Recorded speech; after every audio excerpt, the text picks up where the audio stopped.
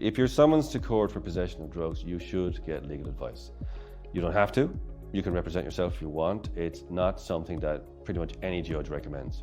And in fact, if you come into court without a solicitor, the judge will ask you pointedly if you want to get a solicitor. Of course, you can refuse if you want, but it's not advisable. You should get a solicitor because they know the implications of a drugs conviction, maybe more than you do.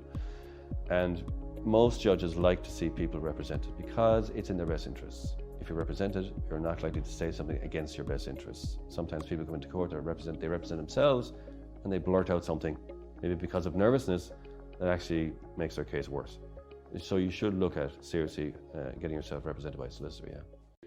Well, if you've been caught in possession of drugs today, regardless of when the summons arrives, and it will arrive, that's 100% guarantee. You can't guarantee much in life, but I can guarantee you a summons for court for drugs. They will summons you.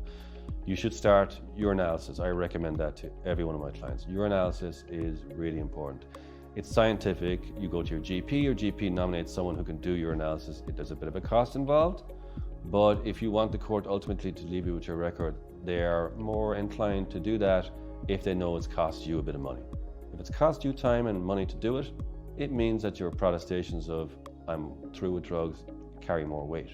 And so the judge then can be more inclined to say, all right, I'll take a chance on this person, I won't convict them.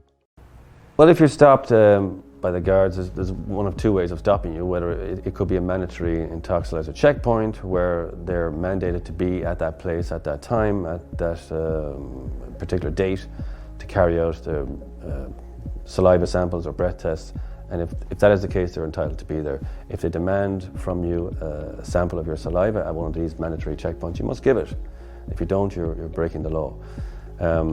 That's one way of looking at it. The other way of looking at it is where you're stopped after they observe you driving, and that's a different situation entirely.